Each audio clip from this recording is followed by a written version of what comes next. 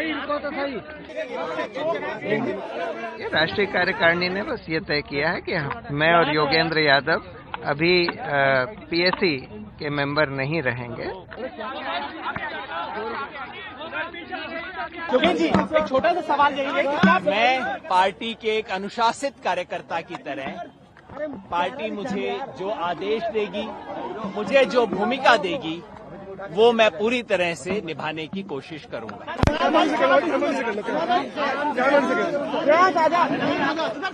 नमस्कार, मैं रविश कुमार। राजनीति में पार्टियां यही इम्तिहान लेती हैं, कब आपको साधारण कार्यकर्ता से उठाकर मुख्यमंत्री और प्रधानमंत्री बना देती हैं और कब बेहद महत्वपूर्ण पद से गिराकर एक साधारण कार्यकर्ता। योगेंद्र यादव ने कहा कि पार्टी जो भी फैसला करेगी उसे मैं स्वीकार करूंगा।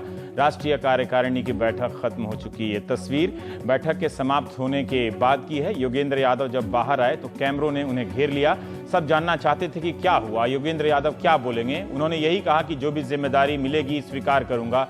प्रशांत भूषण भी बाहर आए और कहा कि हम और Yogendra Yadav political affair committee PAC के मेंबर नहीं हैं। प्रशांत भूषण ने कहा कि जो भी फैसला हुआ है बहुमत से हुआ और हम स्वीकार करते हैं।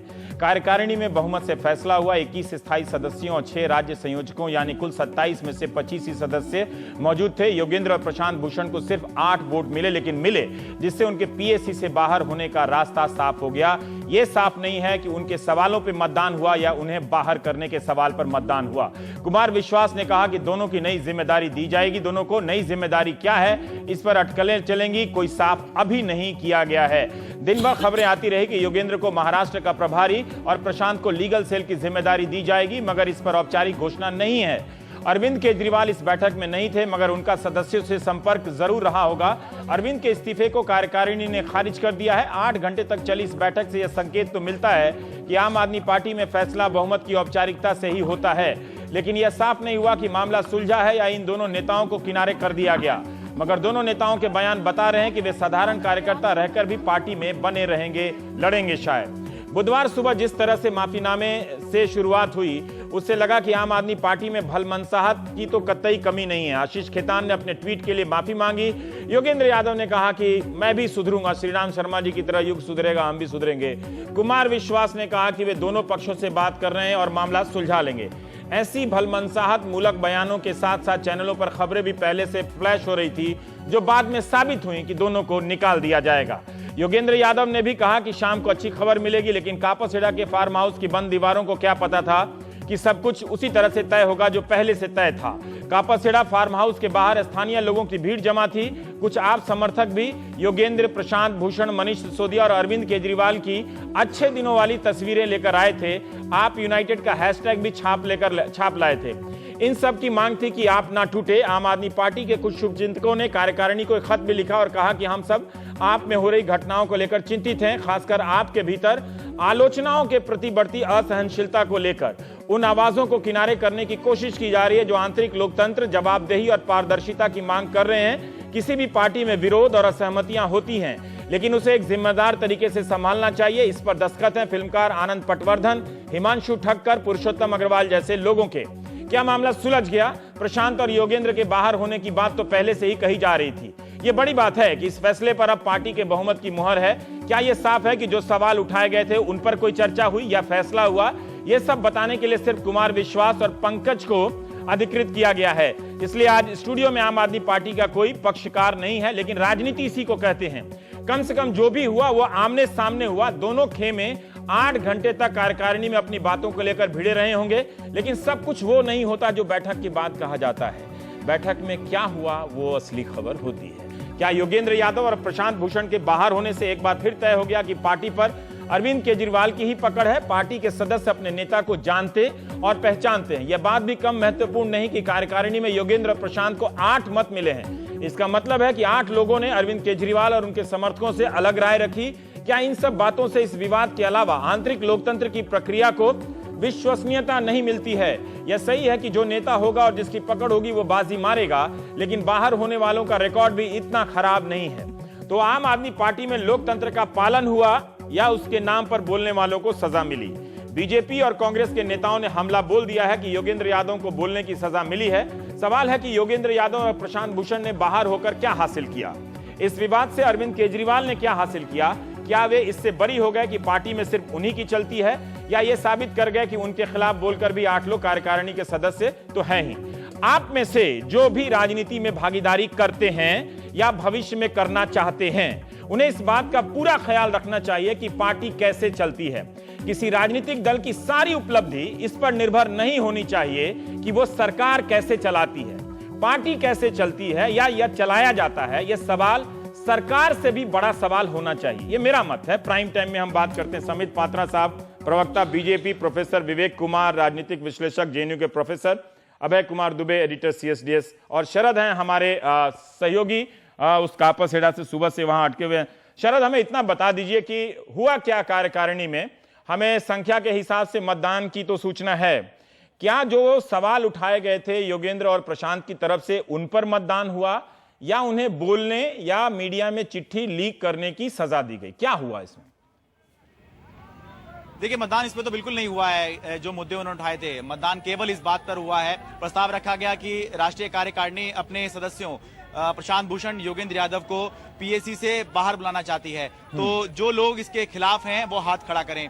तो 8 लोगों ने जब हाथ खड़ा किया तो ये देखा गया कि बहुमत जो है वो दूसरी तरफ है। तो ये होते के साथ ही प्रशांत भूषण, योगेंद्र यादव बैठक से उठ के चले गए और ये ऐलान कर दिया गया कि राष्ट्रीय कार्यकारिणी प्रशांत भूषण और योगेंद्र यादव को वापस बुलाती है। तो ये तो वोटिंग वाली वोट हाँ, प्रस्ताव ही ये आया कि इन्हें बाहर निकालना है, यही प्रस्ताव था।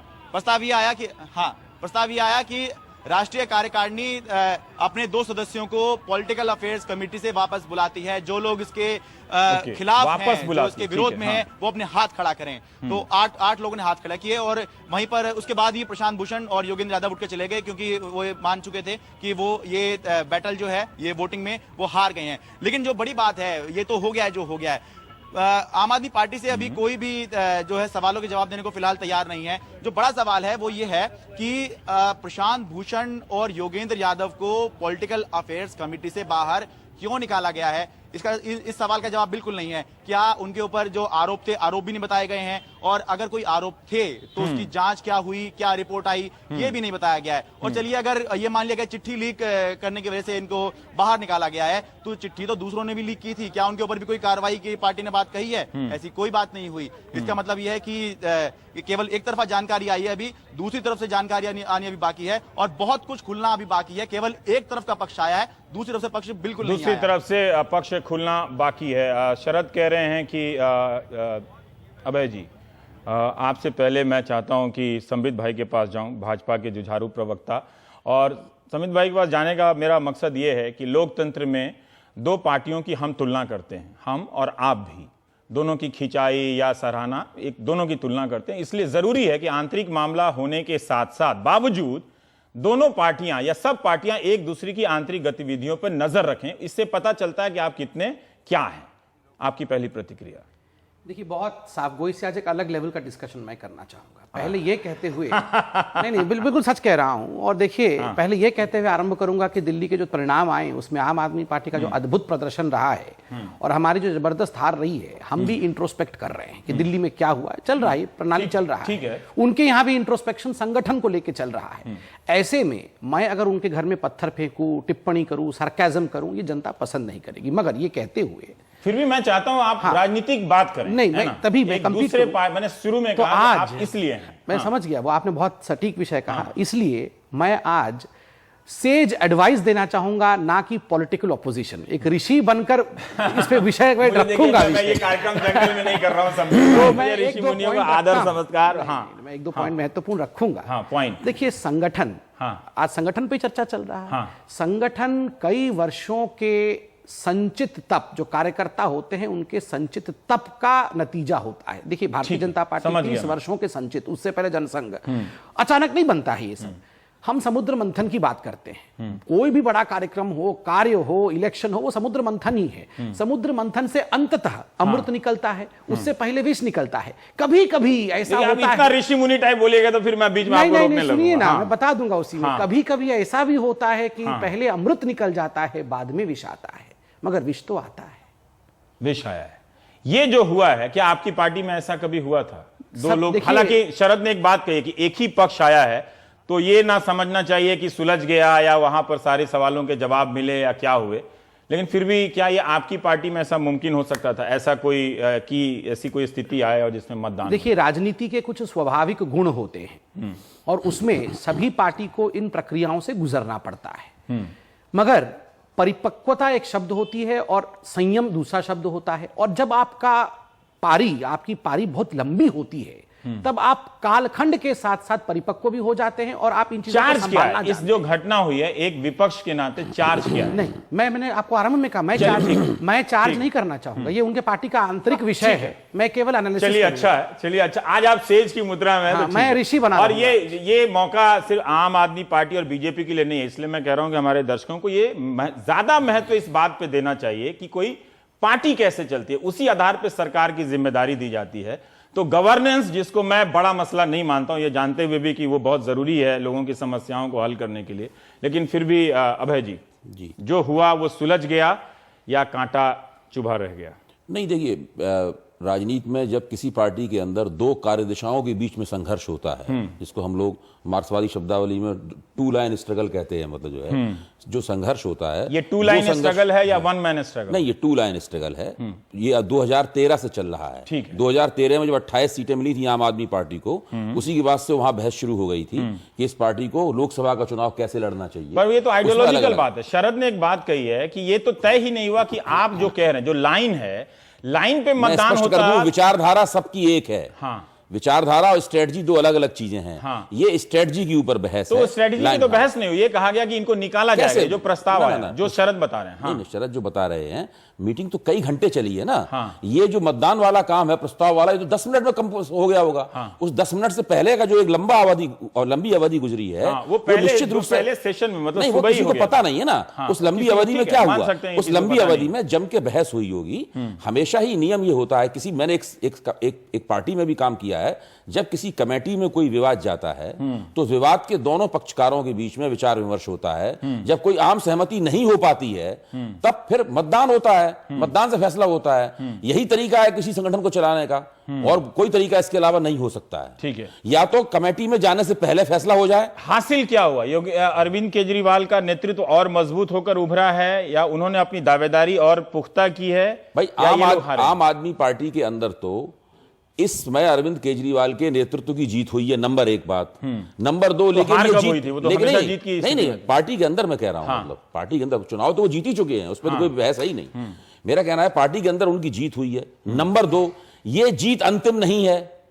ये विवाद, इस तरह के विवाद फिर पैदा होंगे, दोबारा फिर बहसें होंगी, छीछा लेदर भी होगी, और उसके बाद फिर मतदान द्वारा। उन्होंने जो इस्तीफा भेजा है कार्यकारिणी को, जब वहां वो उपस्थित नहीं थे अपने इस्तीफे के कारणों को बताने या डिफेंड करने के लिए, इसको आप किस तरह से, इस टैक्टिक्स को कैसे देखते हैं? चूंकि आप एक पार्टी में रहे तो टैक्टिक्स और स्ट्रेटजी को समझते हैं। मेरा कहना है कि ये सब रणनीतियां पार्टी में अंदरूनी तौर पर अपने पक्ष को मजबूत करने के लिए ये अपनाई जाती हैं। ये भी कहा जाता है, देखिए, एक व्यक्ति कहता है कि मैं कमेटी का सदस्य रहना ही नहीं चाहता, मेरी इस पद में कोई दिलचस्पी नहीं है।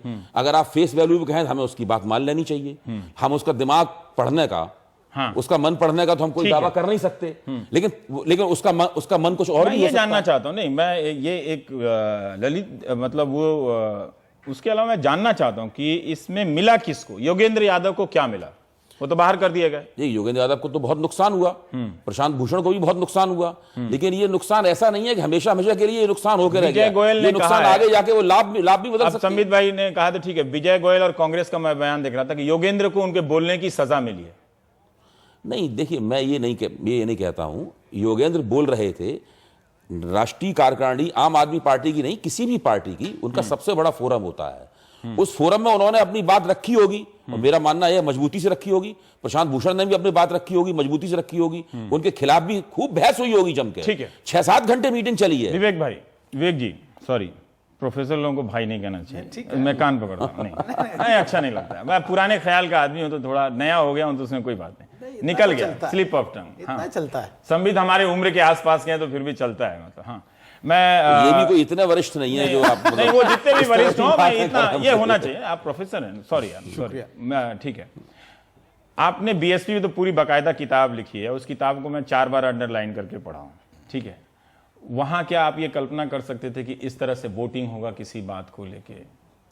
नहीं देखिए, ये महत्वपूर्ण है या इन सब प्रक्रियाओं के नाम पे वही हुआ जो उन पार्टियों में होता है जहां ये सब प्रक्रियाएं नहीं होती हैं? प्रोफेसर साहब, नहीं, मुझे लगता है कि देखिए, सबसे बड़ी बात है कि जो अस्मिताएं खंडित होती हैं, उनके आंदोलन और उनके दल कुछ दूसरे प्रकार से चलते हैं, उनके मापदंड ही दूसरे होते हैं। लेकिन ये एक दल है जिसमें सब लोग पढ़े लिखे हैं, जिसके अंदर मास, इलिटरेट मास नहीं है, गांव का नहीं है, वो शहरी है, महानगर का, वो महानगर का गैजेट वाला है, और सब के सब, मतलब उसमें एक IAS IRS है, उसके अंदर एक मतलब पत्रकार है, पत्रकार हैं, चित्रकार हैं, सब हैं, बहुत बड़े बड़े लोग हैं उसके अंदर, और अंतर्राष्ट्रीय ख्याति प्राप्त के प्रोफेसर रहे हैं। अगर हम योगेंद्र यादव जी को देखें तो वहां पर आप कौन सी परिपाटी स्थापित कर रहे हैं? अगर क्या नहीं किया इन्होंने? देखिए, मुझे एक नजर से लगा कि ठीक है, अब आमने सामने तो थे ना, हम और आप अगर विरोधी हैं, मुझे 8 घंटा तो बैठे एक दूसरे के सामने पे, बातें तो कही होगी ना, भले वो हार गए मतों से, लेकिन बातें तो अपनी कही होगी उन्होंने। सर्वप्रथम देखिए, एक अभिमानी व्यक्ति की तरह एक व्यक्ति वहां से गायब है, वो अपना इस्तीफा भेज देता है और स्वयं वो पार्टी के उसमें शामिल नहीं होता है, तो वो बीमार है, मतलब नहीं, वो ये तो बीमार मैं भी बोल सकता हूं, लेकिन एक दल जिसकी सबसे बड़ी गलती आपने की थी और पूरे दिल्ली से आपने माफी मांगी, उस समय क्या इन लोगों को यह नहीं नजर आया था कि अरविंद केजरीवाल को पार्टी से बाहर निकाला जाए? लोगों ने माफ कर दिया उनको, और जनता, दिल्ली की जनता ने माफ कर दिया उनके दल वालों, जबकि सबसे वो माफी मांग रहे थे। तो क्या ये माफी, ये क्षमा क्या योगेंद्र यादव के लिए नहीं होनी चाहिए थी? अरे बाप रे, या फिर ये प्रशांत भूषण के लिए नहीं होना चाहिए था? अभय जी, प्रोफेसर साहब ने तो घुमा दिया, मतलब ये तो पूरी व्यक्तिवादी, केजरीवाल माफी मांग सकते हैं, इसका मतलब अपनी गलती एडमिट कर रहे हैं, तो जनता ने माफ कर दिया, तो वो माफी नहीं, तो क्या मैं, योगेंद्र जी हमारे मित्र हैं, हमारे सहयोगी, अभी से नहीं, व्यक्तिगत मैं ये कह रहा हूं कि योगेंद्र प्रशांत भूषण ने माफी मांगी थी क्या? कोई योगेंद्र प्रशांत भूषण ने कोई क्षमा मांगी थी? नहीं, वो अपने पक्ष को सही मानते थे और अपने पक्ष पे सही होकर वो कार्य समिति की बैठक तक लगातार संघर्ष करते रहे।